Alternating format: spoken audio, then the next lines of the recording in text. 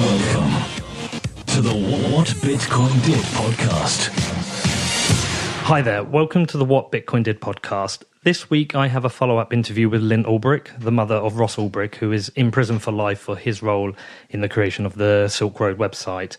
If you're new to my podcast and have not heard my previous interview with Lyn, then I suggest you check it out before you listen to this one, as it covers a number of the complexities and issues around the case. And I will share a link for that interview in the show notes. At the time of our first interview, the family and Ross were waiting on their petition to the Supreme Court to have their case reviewed, which was their final option within the courts. Sadly, the Supreme Court have declined their petition, and they are now down to the only option, which is a presidential pardon, which there is a petition for currently out on change.org. This interview was also important for me personally. I've talked before about how I used a similar website to buy a treatment for my mother, which is unavailable in the UK when she was dying from cancer. And I feel like Ross paved the way for that to happen. And it's something I'm personally grateful for. But also, the closer I've got to the case and the more I've read about the case, the more I feel that it's an injustice that somebody is going to be spending the rest of their life in prison for what is essentially a non-violent crime. Also, I can really feel Lyn's pain as a mother losing her son to the prison system. She often talks about grief, almost like a death, and I can feel and I can witness her pain, and I feel a lot of empathy for her, and in the short amount of time I've got to know her, I can see how difficult it has been for her. I've also kept very close to the case, and I have witnessed firsthand the spread of information online, especially relating to the murder for hire charge, which has now been dropped, but has misrepresented who Ross is as a person. So I've often found myself arguing or debating with people or encouraging them to at least research the facts of the case so they understand what the difference between something which is an allegation and something which somebody is prosecuted for. Also, I've noticed with Lyn how this has become more important than just Ross. Whilst she is desperate to have her son home, she is now a campaigner for a better prison system, which now locks up so many people for non-violent crimes and tears families apart and sends people all around the country, many states or miles away from where their family are. She has firsthand witnessed the upset it causes to family, children being torn away from their parents, and there must be a better way. So it's been really interesting to watch and witness what Lyn is going through here as well, the wider journey she is on. This week I don't want you to support the show. Usually I ask you to support the show, but actually, if you do not agree with the sentence that Ross has received, if you don't believe he should spend the rest of his life in prison, I would encourage you to support the campaign. And there's a few things which you can do which are really helpful. Firstly, you can sign the petition. It currently has around 38,000 signatures. Lyn's target is 500,000. Previous cases of clemency have had similar results. So if you want to find that, you just have to search on Google for Ross Ulbricht change.org petition. I'll share it out in the show notes as well. You can share and promote the petition, encourage other people to review the facts of the case, and encourage other people to sign it and help with their campaign. You can educate yourself on the case at the Free Ross website, which is freeross.org, which has a full history of the prosecution in the case and some of the injustices around it. You can follow the campaign on social media and share out important content. There is a Instagram, Twitter and Facebook page. I know the Twitter is twitter.com/free_Ross. Again, I will share all links out in the show notes. You can make a donation to the campaign on the freeross.org website. You can follow Ross himself on Twitter. He's there himself now, and he has, whilst he doesn't have internet access, somebody brings him copies of the messages which are left for him. So you can follow Ross on twitter.com/realrossu, and then you can share this interview out on social media. As I've said, everything included in this interview and all the important links will be in the show notes, which are on which accompany the podcast and also on my website. Okay, so on to the interview. Please take your time and have a listen to it. And if you do have concerns, I do encourage you to go and read the facts of the case. And then if you have any questions, you can feel free to email me. My email address is hello@whatbitcoindid.com, and I would love to hear from you. And if I can help answer any of your questions, then I will do my best. Okay, I hope you enjoy the interview. Hi, Lyn. Nice to see you again after this time. How are you? I'm hanging in there. I'm very heartened by the great support we've gotten for Ross's clemency petition. So that's been a real boost after being denied by the Supreme Court, which was quite devastating. So this whole thing has been a real roller coaster. And, just riding the roller coaster and clinging onto it as best I can. And how's Ross doing? I'd say pretty much the same. It's challenging, but he's, Ross is just amazing because he just stays positive. He really does. He stays, he's always fun to be with. He's never, he never complains. He's just always keeps going day to day in the most positive way possible. He started tweeting, so he's happy about that because he's been basically muzzled up until now because of the court process. It's just advisable not to speak at all. And he is going to be tweeting. He has been. And mainly just about who he is. He feels like he has been so misrepresented in the media and really by the courts. And it's just not who he is, which has been one of the hardest things for me because I'm like, this is not my son. I know him. And 100 other people who know him wrote that. And those letters are on our website, freeross.org. And so now he's just like, look, I'm just, a down to earth, nice guy, basically. He's going to be just tweeting about his life, not so much about his case and everything, but just, his day-to-day thoughts. And he's not allowed internet access, right?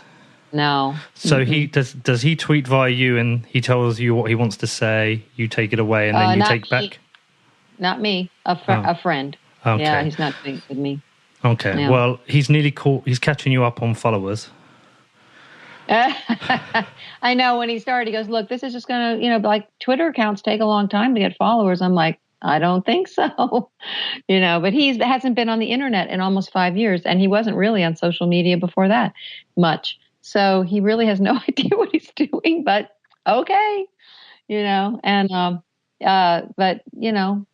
so it's going to be very simple. He just wants to communicate. He really wants to communicate to people who he is and what he's thinking. And how's your husband? How's he at the moment?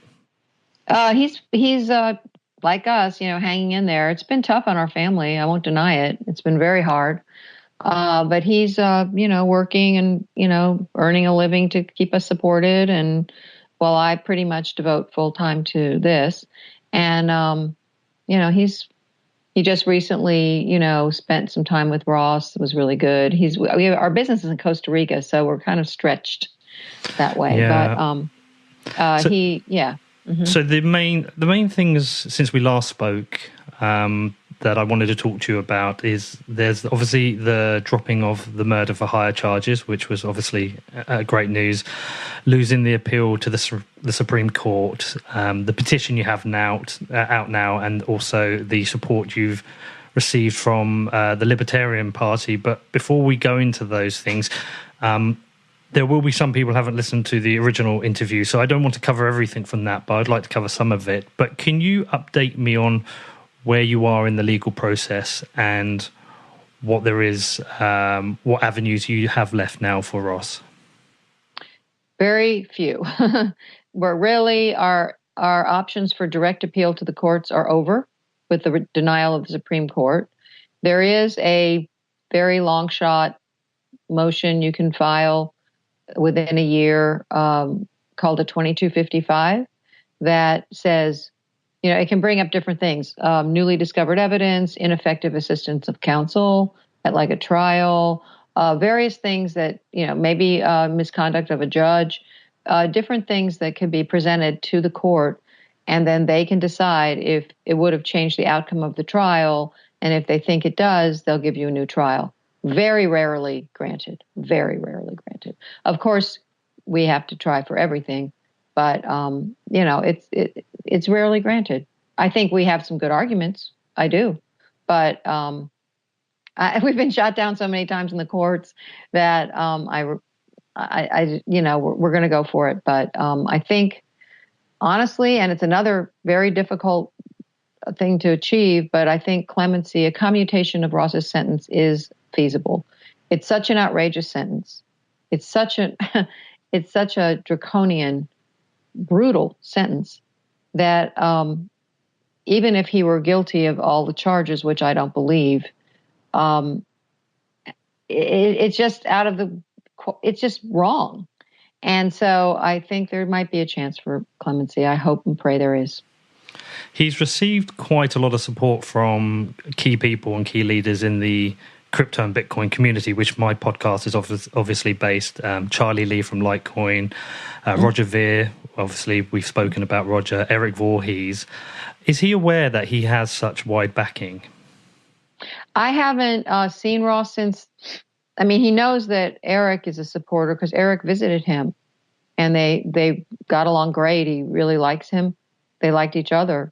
So, I haven't had a chance to tell him about Charlie Lee, which we're very grateful for his support, because he's, it means a lot. And so I will be seeing Ross on Saturday, and I'll be able to fill him in on everything. Okay, so. To help people, there will be some people, this will be the first time they've listened to this. Obviously, my podcast has grown in reach since we last spoke. I will direct people to our original interview because I think it's important. Can you give your best summary of how we have got to where we are now in terms of what happened and what the key issues are and key questions are around Ross's conviction? Sure. Ross is, Ross was arrested and brought to court based on his involvement in the Silk Road website.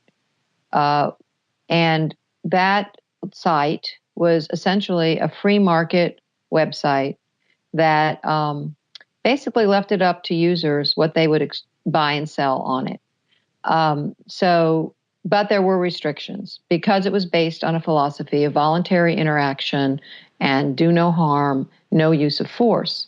So things were prohibited, such as child pornography. There was no child pornography. There was no stolen property. There were no weapons except for a very brief time, and then they were taken off. There was no fraud, fraudulent things were allowed. They were taken off. It was not highly regulated, but if it was seen, it was removed and prohibited in the rules.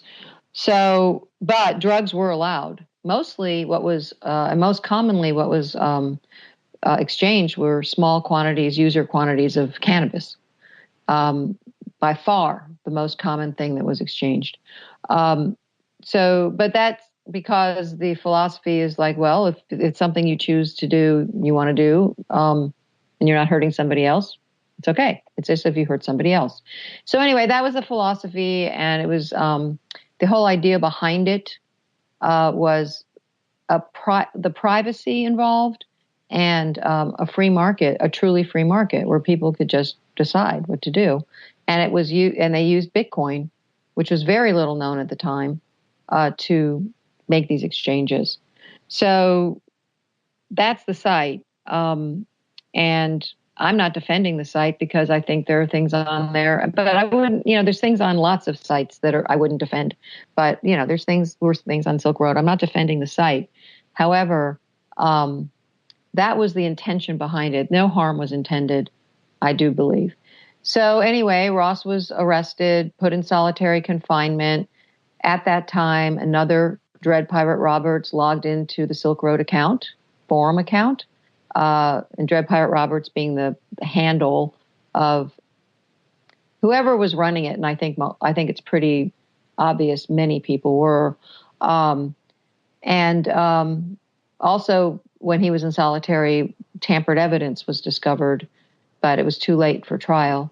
In any case, went to trial, and there were many issues at trial that you can see listed on freeross.org, including blocked cross-examination, blocked defense witnesses. The judge coached the prosecution. She didn't allow testimony that pointed to an alternate perpetrator. There's a lot of things about the trial that were wrong, in my opinion. And Ross was convicted of all counts. One of the counts was a kingpin charge, which is usually reserved for violent leaders of cartels who are responsible for multiple murders and assassinations, usually they're not into voluntary interaction. Cartel leaders generally do not ascribe to the philosophy of use no force, voluntary interaction.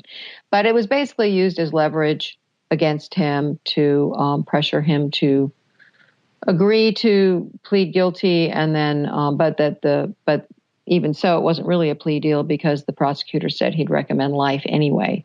So, it's kind of like, okay, I take my chances at trial.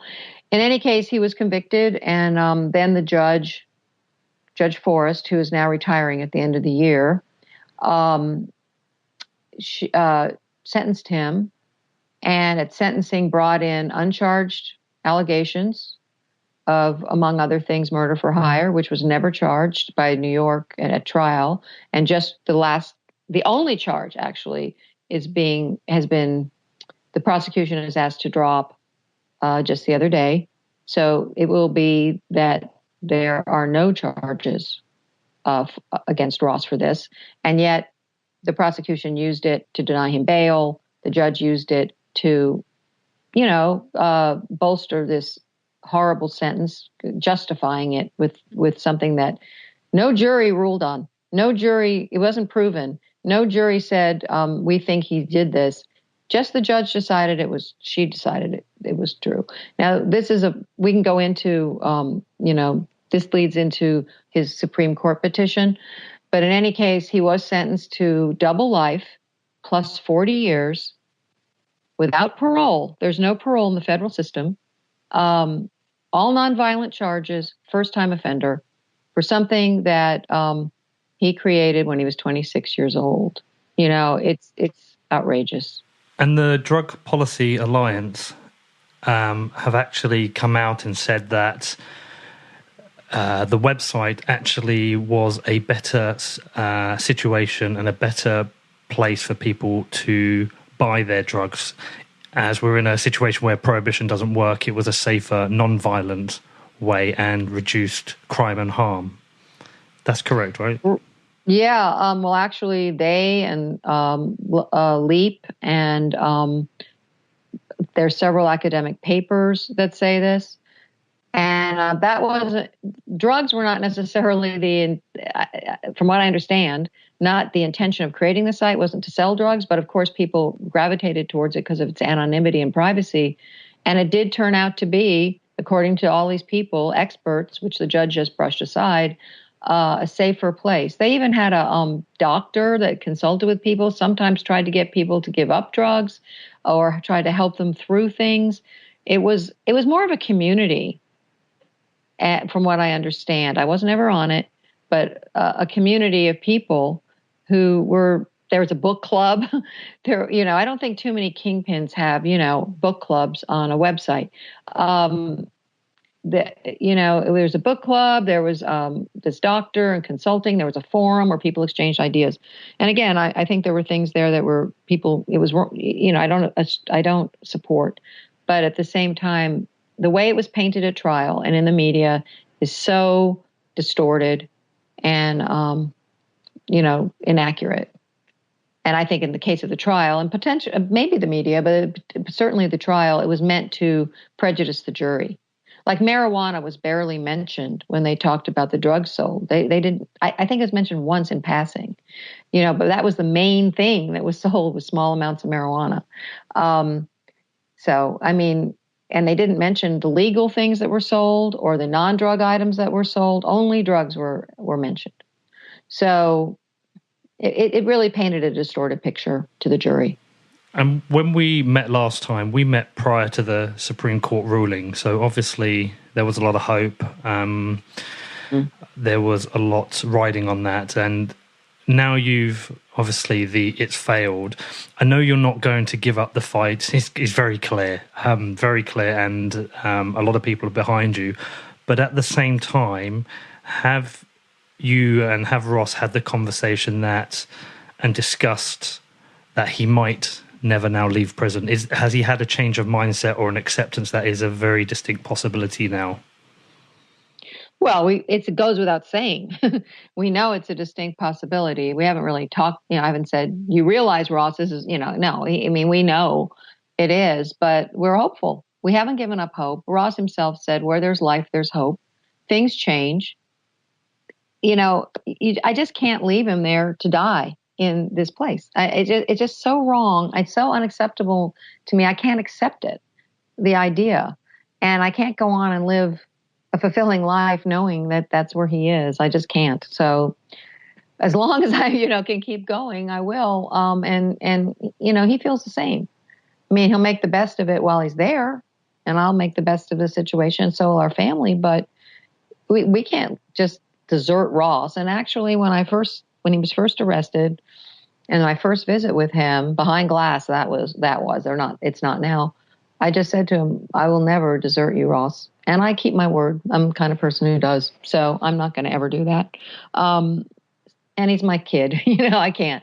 So, but yes, it was very disappointing. And not only for us, it was a big blow. And actually, Foundation for Economic Education just wrote an article about how it's essentially denying the Fourth Amendment, the decision fee. They just wrote an article about it because do you want me to go into what the petition was and what was denied? We can do. Was that the article written by Lindsay Marie?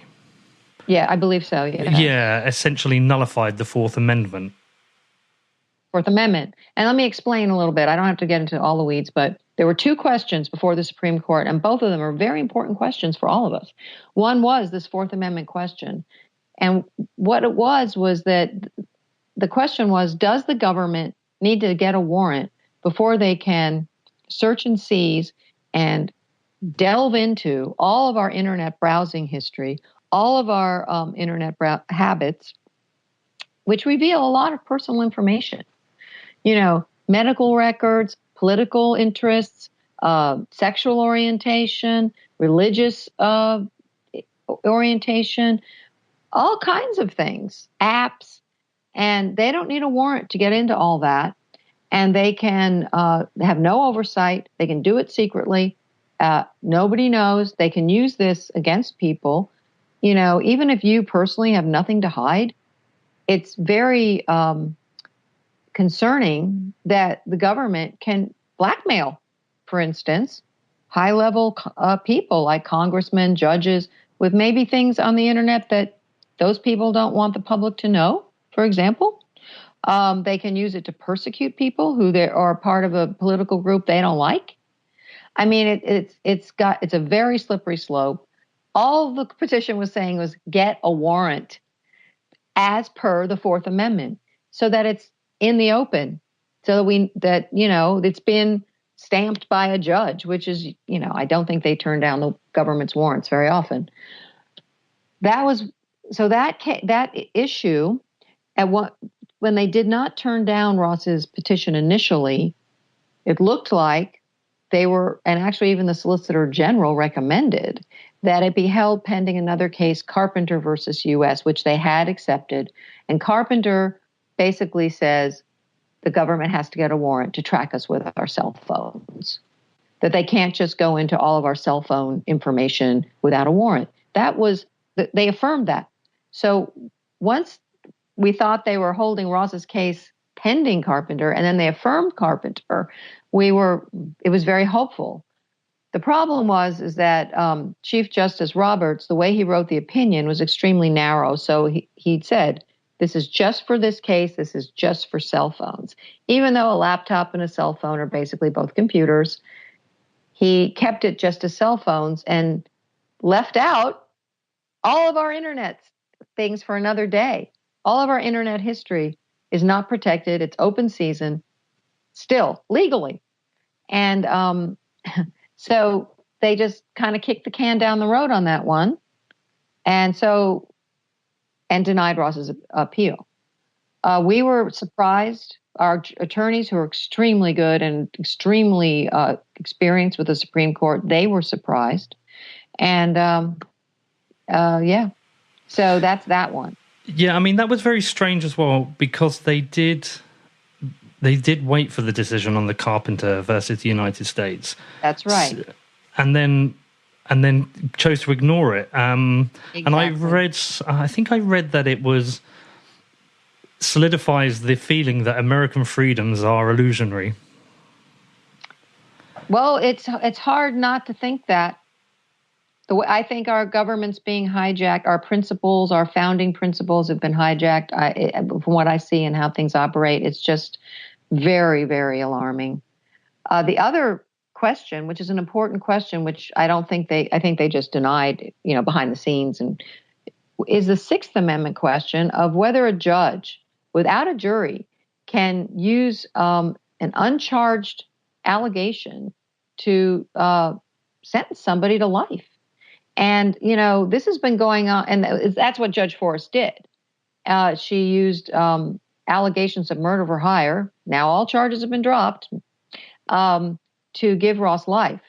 And that's why the founders wrote the Sixth Amendment, was to protect the accused from judges just on their own deciding that something is true without the ruling of 12 jury members, supposedly of your peers, who will say, no, wait a minute, we don't think so.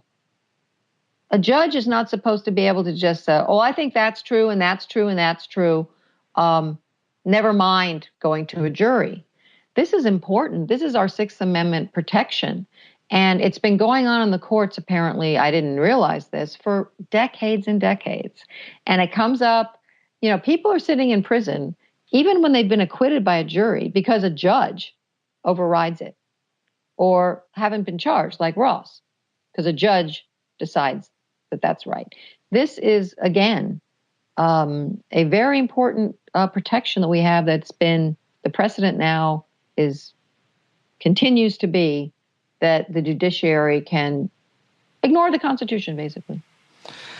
So we'll deal with both the Fourth and the Sixth separately, because obviously I've been reading about both. And this might be a challenging question on the fourth one. I've always been honest with you, but yeah, having a surveillance state is obviously an awful thing. That your cell phone or internet access can be monitored without a warrant. Yeah, a warrant signed from a judge, but it doesn't actually change the crime that's committed. And I wondered with that one whether in an alternate scenario that maybe a crime had been committed on yourself and the same used similar evidence without a warrant, how you would maybe feel. This doesn't change my opinions on Ross or anything, but I felt closer to, I think I have much bigger problems with the Sixth Amendment than the Fourth, because whilst the Fourth feels unconstitutional, it doesn't change the crime. Do you understand my point? Yeah, yes, sure I do. And by the way, it wasn't just as an aside, it wasn't just his internet. They had a directional antenna aimed at his home without a warrant. They can be outside my house right now watching everything I do in my house without a warrant, based on this case. The thing is, the Supreme, and I understand what your point is, and actually I feel kind of, the Sixth Amendment to me is easily as important because it's so unjust. It's kind of like framing someone. But the Supreme Court does not get into whether you're innocent or guilty. By the time it gets to the Supreme Court, they are ruling on wide-ranging, broad-reaching principles that will affect everybody. The bit about, does it affect the crime? That's more district court and maybe appellate. But you're not at that point arguing an individual case so much as using the case to bring constitutional questions to their attention. And so that's why, there's other arguments about Ross's innocence or the crime but that's not what the Supreme Court is interested in. So Carpenter may be guilty too. Yeah. Carpenter might be robbing Radio Shacks, but that's not the point.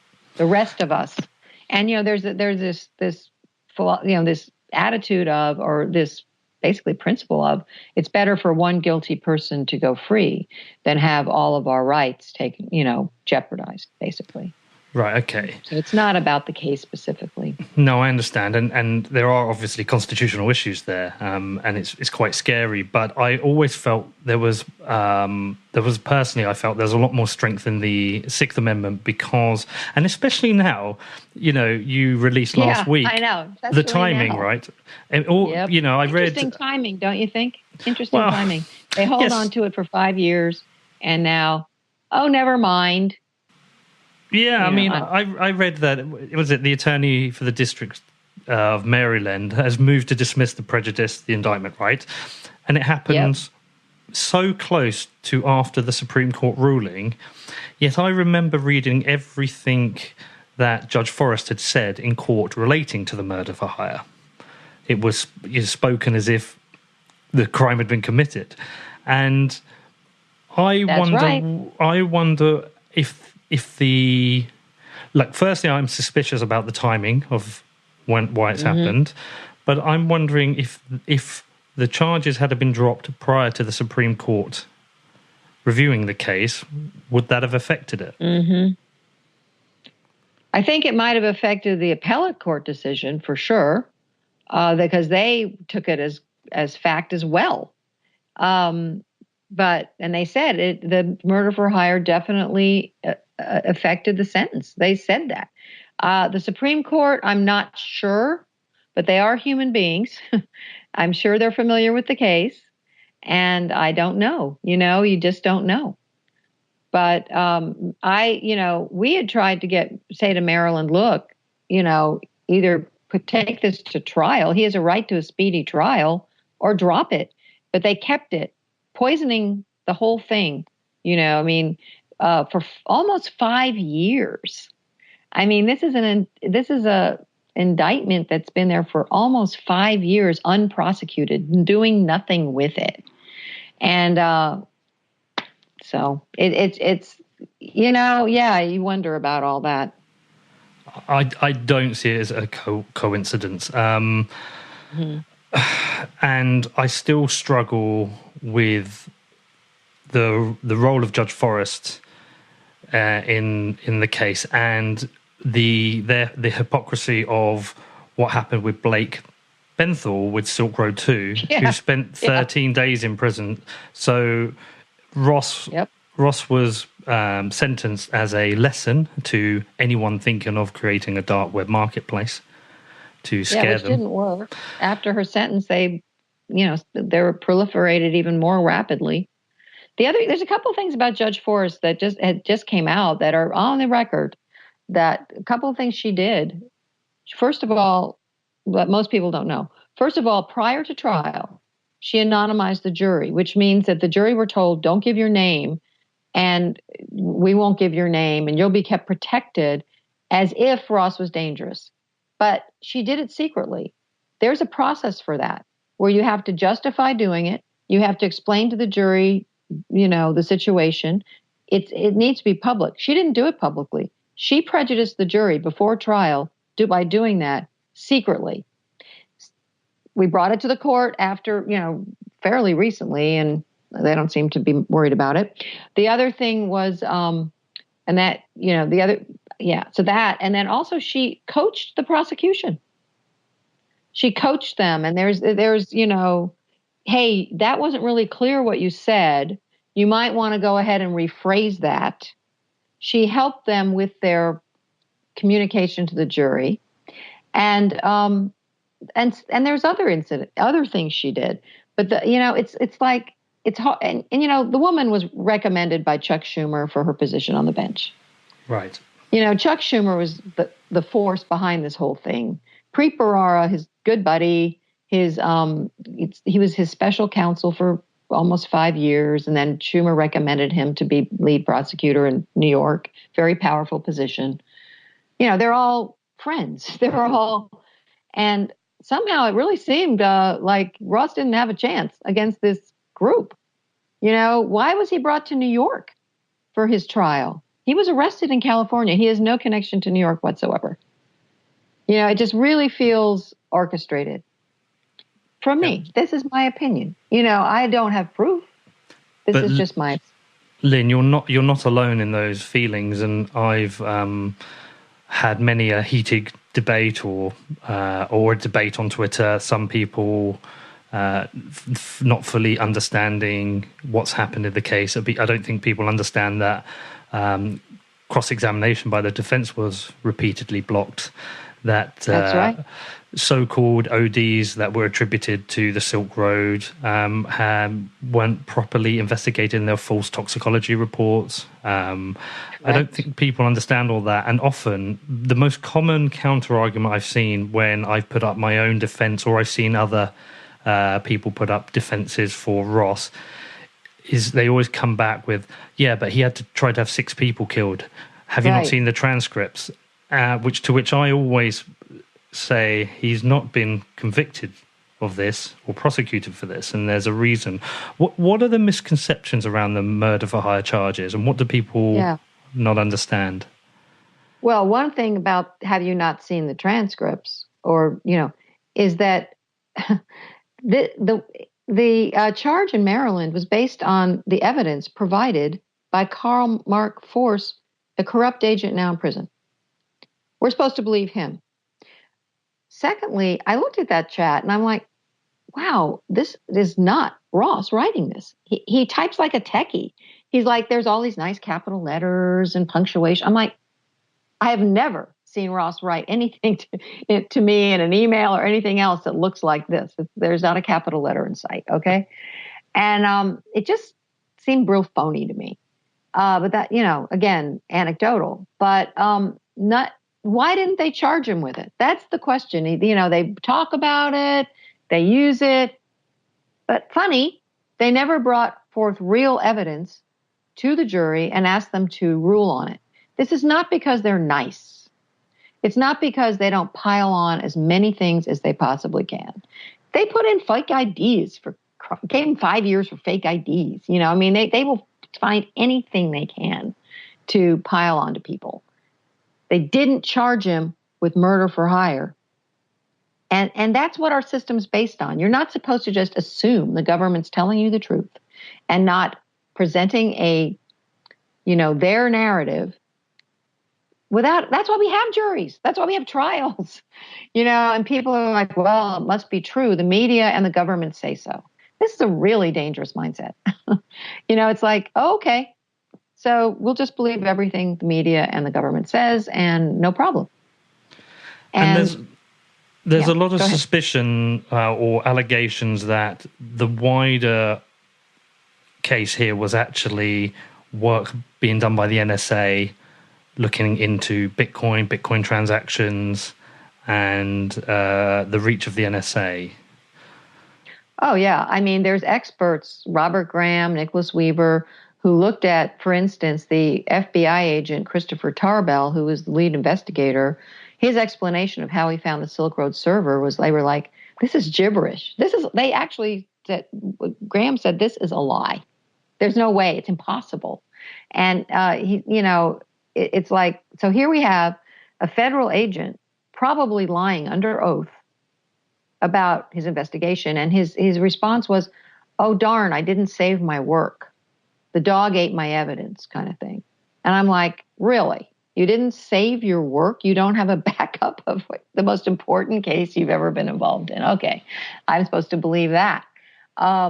So they just trust us. This is how we found it. And I'm like, once again, do you just take the government's word? But also, it's true that recently, this past March, it was publicized by The Intercept that, based on Edward Snowden's,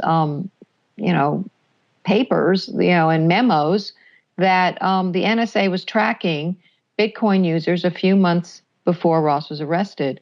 Not terrorists, mind you, not a lot of things, Bitcoin users, which if they're Americans, this is illegal. And I would bet $1 million if I had it that they were tracking Silk Road at the time, because that was the only marketplace basically for Bitcoin. So where else are they going to track the Bitcoin users but Silk Road? Which, and then you get into who were they. So I think and Edward Snowden himself said it's unthinkable that the NSA was not involved in Ross's case. He said this publicly. So I'm like, of course they were. And this is illegal. This is very alarming.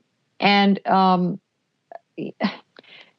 yeah, so then what they do is, you probably know all about it, is parallel construction, which is basically evidence laundering. It's evidence laundering, okay?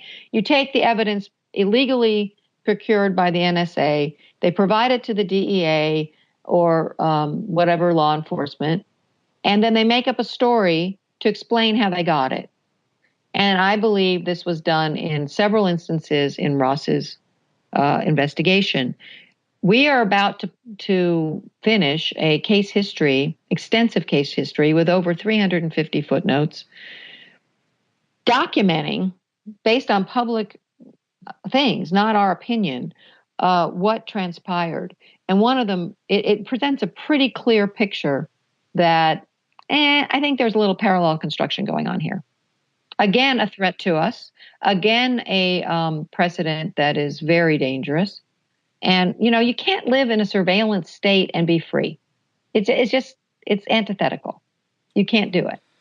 Yeah, all the evidence and everything that happens is obviously it's really frustrating. I've read a lot, and it's also very confusing. And sadly, we now are in this position now where the Supreme Court ruling, has they've ruled that there won't be a rehearing of the trial. So therefore, you've moved on to the petition. Correct. The clemency. The clemency. Some 34,000 signatures so far, which is growing quickly, which is pretty amazing. And that's in less than 2 weeks. I mean, when was it? Let's see. Yeah, that's like a week and a half.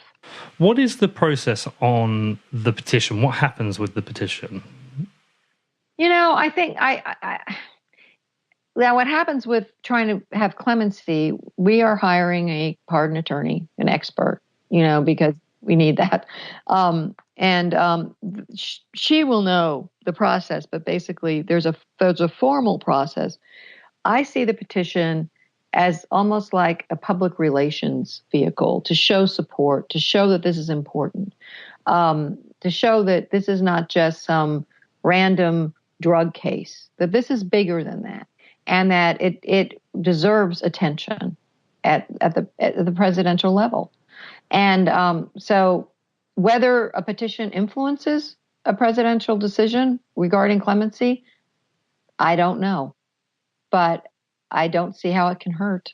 And I do know that of 2 people right off the bat who have been pardoned, and they had petitions.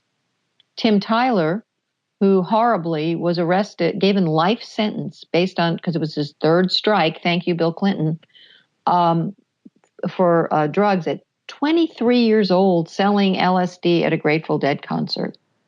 Not a schoolyard, mind you, a Grateful Dead concert. He got life. So, of course, and 25 years later, thank God, President Obama pardoned him. He had a petition. It was over 400,000 signatures. And I believe that helped the attention of President Obama. So I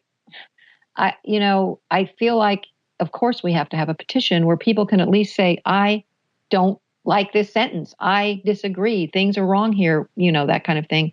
And, all we can do is try. Like I said, we're not leaving any stones unturned. We can't.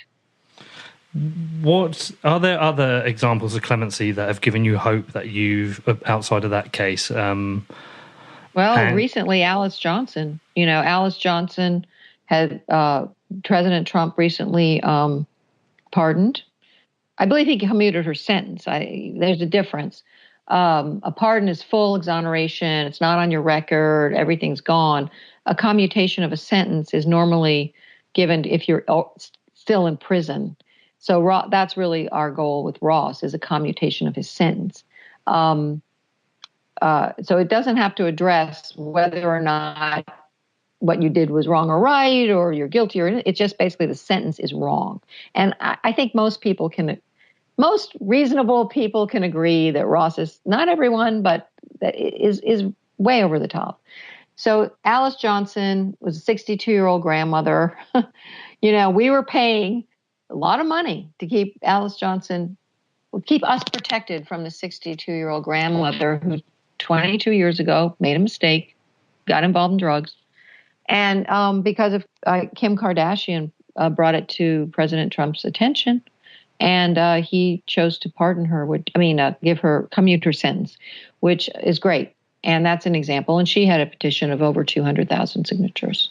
Right, okay. There are many petitions. Yeah. Mm-hmm. So we need to work to get that higher. And I believe, the cost to the US government is around $2 million a year to keep Ross in prison? Yeah, if he lives a full, extent. It's about, I think it's $35,000 a year. I call it the most evil and expensive hotel in the world. It's costing a fortune. The drug war itself has cost Americans over $1 trillion with a T dollars in over 45 years. And people are still using drugs. It has accomplished nothing except expanding government power, trashing the Constitution, and making them a ton of money. That's what the drug war accomplishes. And imprisons many nonviolent criminals. In prisons, what? I'm sorry. Many non-violent people. Is it 55% of people in prison are for non-violent crimes? It's over 60. It's over 60. Is what I've read. I mean, there's different. Yes, Ross himself knows. People in there. A friend of his in there is doing life for marijuana. He's done 13 years for selling it. Granted, he was selling it, and he's got a life sentence. And the prison happens to be in Colorado, where it's legal. And here's this evil life sentence for this guy. And in fact, Ross is about to release today, I think, or sometime soon on his Twitter, I was told, a photo of him and some other people who are serving life for nonviolent offenses, a picture of them together asking for mercy, saying, we just want to go home. We don't want to hurt anybody. We don't want to do any more, make any more mistakes. We just want to go home. Okay. To our families, to our communities. And it's a very, very powerful picture. When you see it, you will see it. It's going to be, I think, today or this week. He's going to post it. You do have the support of the Libertarian Party, right? Darryl Perry has got behind you? Oh, yeah. Darryl's a good friend and supporter, and he proposed that the party officially support pardon for Ross, and they did. At conference, they officially moved unanimously, which is amazing because libertarians rarely do anything unanimously, to, be behind a presidential pardon for Ross. I was thrilled. It was great.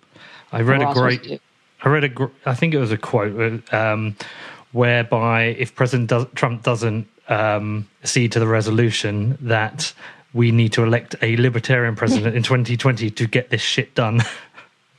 Yeah. Right, exactly.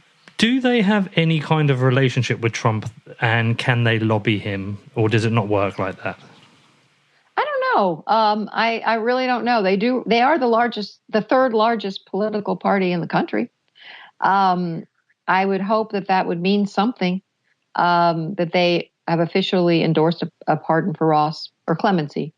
And I don't know. I'm kind of starting to reach out to different groups, actually different organizations for support on the petition and the clemency. So I will keep you posted. So there may be people in the party who do. Yeah. So what are the ways my audience, how can we help? And tell me any way we can help, and obviously I will share it out. Thank you. You've been so great. I really appreciate it. I appreciate you being so knowledgeable about the case, because that's not always true of interviewers, or, I'm always very impressed with interviewers who know so much about it and have bothered to really learn the truth about it. So really appreciate that. Shows top-notch professionalism. And but how to help, it's really now about changing the narrative. What is this really about? What it's about is a double life sentence plus 40 years for something a young, passionate libertarian, a young guy, when he's 26 years old, did. And they have the government to make him an example, like the head on the spike of a medieval castle. Oh, if you do what he did, this is where you'll be. It's exactly the same psychology, which doesn't work, apparently. to destroy him, to crush him, to put him in a cage for the rest of his life. I mean, as if the mandatory minimum was 20 years. That's long. That's a generation. That means that Ross would have emerged at around 50 years old, having not been on the internet in 20 years. Do you really think he would go out and create some kind of scary website? Who knows what's going to be happening in 20 years? It's absurd. But it's cruel. It's a horror. It's un-American. It's horrible. And if I could just say a little spiel about sentencing, because since the drug war, the mass incarceration in America has metastasized 800%. And a lot of this is because of excessive sentencing, where people are kept in and they make money off these people for so long. And life sentences have quintupled. And 5 times as many life sentences for all kinds of nonviolent. There's 17,000 nonviolent offenders who are doing life in our system, according to the Sentencing Project. It's unbelievable. When I was growing up, you had to really be a mass murdering maniac to get life. And the prison population stayed at a fairly steady 180,000. Now I think it's over 2 million. It's larger than 11 states in the United States. The prison population could be its own state that's larger than 11 states. I mean, it's just becoming, it's a humanitarian crisis and a national disgrace. It's horrible. So this petition and Ross's case is shining a light on this. And that's our intention. Because one of the things in the picture I told you about is all those guys are going to get petitions. We are going to promote all of them. All these people should be commuted. And it's a way to push back at this encroaching, draconian police state that is actually happening. And so please share it. Share it, and it's about, so what is this really about? You can get into the weeds of Ross's case, and that's fine, but what is it really about? And so social media, please follow me, follow Ross, retweet it, Facebook, like our Free Ross community page. I do my best to keep up with all of this. It's sometimes I do admit I lag behind, but Instagram, Free Ross Ulbricht, and also please share the petition. The more signatures, the more impactful that's going to be. And my personal goal is 500,000. It's a big goal, but I think we can do it. I think we can do it. We can definitely do it. Yeah. And more would be great, but 500,000 would be pretty impressive. So that's, please share the petition. Please, just spread the word. That's my main goal. I want my son to come home. He's not going to hurt a fly. He never has. He never intended harm to anyone. He may have made bad choices. Hey, have you? Have we all? And I don't know. It depends on how you see it. But life, come on. This is a chance to. It's easy. It takes a minute. Sign the petition. Spread the word. That would be great.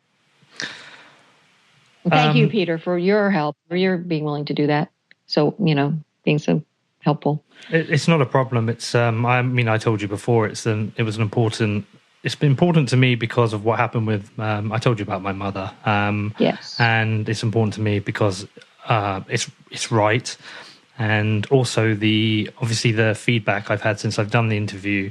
What's really telling is how many people have shared it and how many important leaders in crypto have shared it. And I'll do an interview and it will be forgotten about 3 months later. This one keeps getting shared. Good. So it's very important, and I hope this new one will. The target's 500,000, which obviously I will mobilize who I can to help. But what was quite interesting in what you just said then, whilst obviously it's very personal to you because he's your son and you want it home, it also sounds like you have been mobilized personally to deal with this as a wider issue about the prison system and the locking up of non-violent criminals. And I know you do a lot of work is everything focused on Ross, or is this now becoming wider for you? Are you working on wider issues with the prison system? Right. No, absolutely. It's been wider for me for a while. And this photo that Ross is in and his friends is an example. When you can't go to that prison or any prison and get to know the families, see the children sobbing when they're being dragged away from their father, and know that person, I've been in the room with the guy for hours, and he's fine. They're not violent. They don't let violent people into, dangerous people into the visiting room. And I'm like, really? So these sentences are just unbelievable. And not only are they hurt, the people in the cage, but their families and these children who statistically are more likely to end up right back in that prison again. It's a self-feeding monster that keeps going. And it's I just can't forget those people either. It's so definitely a wider cause. I mean, obviously Ross is the focal point, but I hope that focal point can shed light. I've got a pretty big mouth. I'm going to talk about it. I want to network with other groups and have been and they have supported the petition, the Supreme Court petition, which is also a petition, so it gets confusing, but the Supreme Court appeal, other groups who are against trying to change the situation in the criminal justice system, because it is a bigger problem. It's a huge problem, and it's evil. It's wrong. It's very, very wrong. So yes, it's a bigger cause for Ross too, both of us and our family. So, and it has been for a while, but we're going to keep at it. Yeah. And did I see right? He tweeted, because he had a visitor the other day, and he was grateful for that. He said 98% of prisoners do not get visitors. Yeah, no, it's so sad because they don't make it easy. Because we have an internet business that I can move around. Not easy to move around, but I do it to be near him, to give him that lifeline to the normal, quote unquote, normal world. Because otherwise it just becomes your world. But not everybody has that ability, okay? They have little kids in school, they own a house, and so they live all over the country. It's expensive. And sometimes they'll show up and, oh, sorry, they're on lockdown or something like that. But, and that's heartbreaking. But so these guys often don't get visitors for ever or years and years, or it's the same inmates I see in the visiting room with a little bit of mix up, but basically a lot of the same faces every time, because they're the ones whose families can or do visit.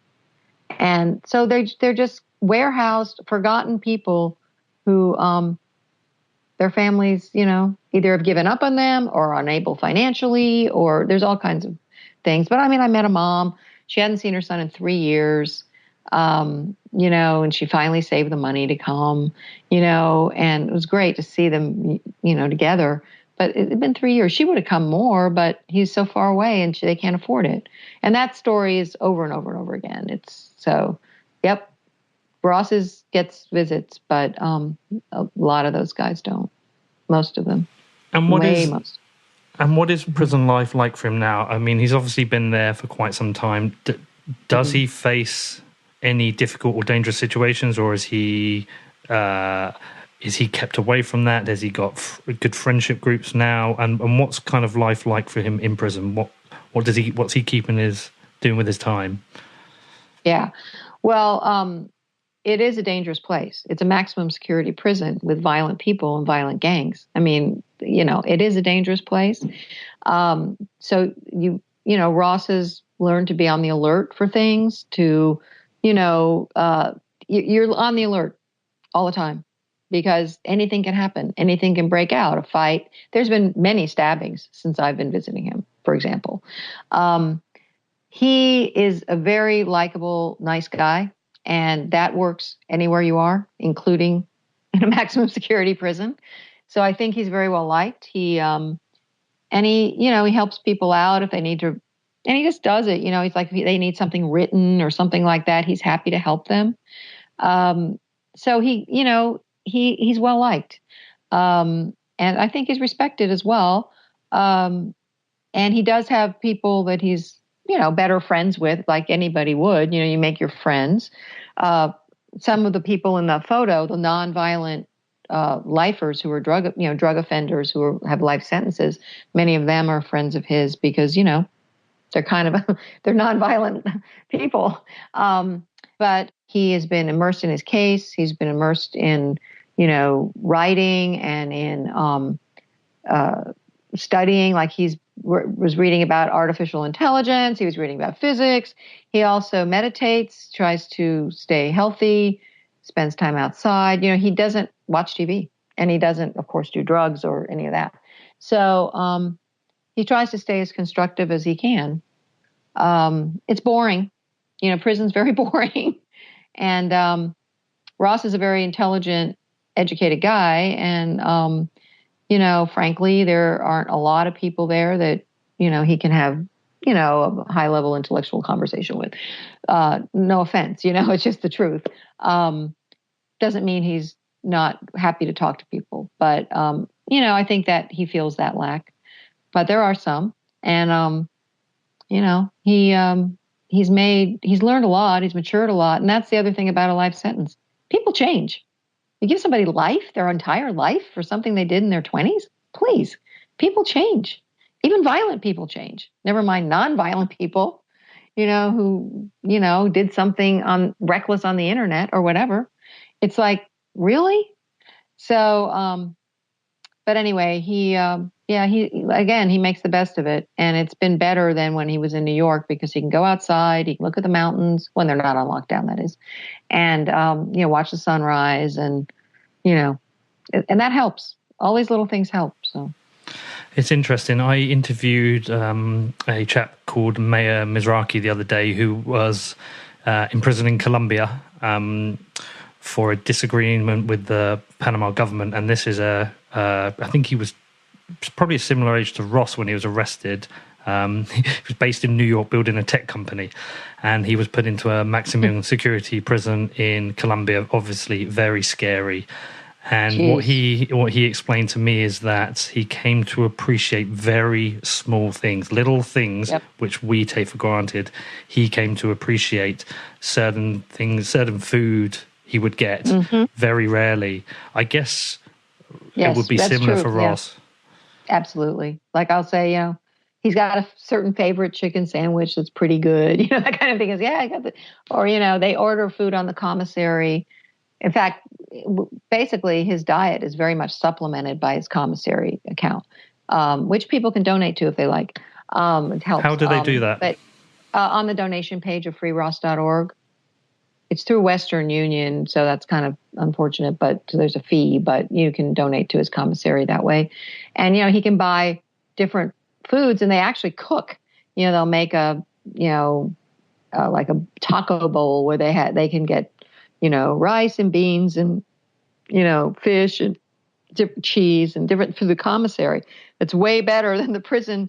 I mean, it's not great, but it's not, we wouldn't order it in a restaurant or something, but it's way better and more nutritious than often what they get served in what they call chow. So, but yeah, it's true. These little things. And actually, I personally too have come to appreciate little things because, the stress that I've been under and the grief and everything, it's been hard. And when there's a moment of happiness or joy or encouragement or something like that, I've learned to go, okay, I'm going to really relish this right now. And I think we all can learn from that. It's like life is really just made up of moments, right? And some of them are hard. Some of them are really wonderful. And we need to appreciate those, and let ourselves be strengthened by them because this is a challenge. This is a very challenging thing. And it's definitely a marathon. It keeps going, And so, So anyway, Ross has definitely learned that ability. Okay, and so what's coming up for you next? What's going to be happening next, and what should we keep an eye on? Well, I mean, really, I'm working on trying. If anyone has connections, political connections, please let me know. Any way that we can influence clemency through political channels. We're out of the judicial now. Really, we're in a political realm now. And politics is done with connections. And so we need them. So anyone who has those, please let me know. I'm going to continue to speak on these issues publicly. And again, not just for Ross, but for the whole thing, but of course for Ross. And, do what I can to keep, I don't want Ross to be forgotten, to just be, well, that was old news. He's there rotting away. Who cares? I do not want Ross to be forgotten. And I want his case, I want him free, and I want the other nonviolent people free. And, like I said, even violent people over time. And there's a lot of people who are framed too, I believe.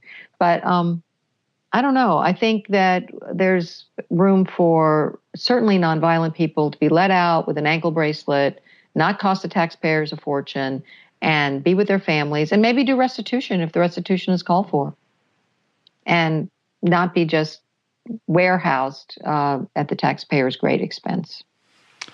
Well, all I can do is I can share this out with people and help you as best I can. It was great to catch up with you again. You too. You look well. And thank you. I do. That's a miracle in itself, right? No, you look great. Is there any final things you want to leave? Any final comments? Any final requests before I close out the interview? Well, I just really sort of sum up, I really believe we as Americans, but also the world, is at a tipping point in history. I really do. I think that we have a choice here. It could go either way. I hope it's not too late to go towards freedom and innovation. And, all of that could happen. That's great. Or towards more government intrusion and control. And that is the tendency of government. So we have to decide. It's up to us. And Ross's case is one case where this is being, this is an issue. But in general, we are at a crossroads, and it's going to be up to us which path we take going into the digital age, because laws are being made, as we see, and that, it's a new world in the courts, and it's a new world in the law. And we need to decide how involved we're going to get. I think it's important, and I think we may not get this chance in the future to influence things. Well, you have my full support. You have the support of quite a large community of people within the world of Bitcoin and crypto, and I think we will obviously everyone who's interested will keep fighting for you, and I won't ever stop talking to you. I'll be staying in touch with you as long as this goes on. Thank you again so much for your time. Please do give my best to Ross when you speak to him. Give it from me and the community, and I wish you all the best. Thank you, Peter. Thank you so much. Okay, what did you make of that? I feel like in some ways it's a very similar interview to the first one, just a more desperate situation. The avenues available for the family are getting less. There really is only the clemency now. But what is really interesting is following people on Twitter who support Ross, the amount of people who do not believe he should spend the rest of his life in prison, who understand it is a waste of money, who understand he is no risk to the public. If he comes out of prison, he's not going to commit another crime. He's going to do something good for society. So what a waste it is for him to spend the rest of his life in prison. I do hope you enjoyed the interview. Again, if you have any questions, please do feel free to get in touch. My email address is hello@whatbitcoindid.com. And also, as I said in the intro, please do support the campaign. Please sign the petition, read about the case on freeross.org, follow on social media, and I encourage you to make other people aware of it and possibly share out this interview. Okay, I will share everything in the show notes. And yeah, if you have any questions, please get in touch.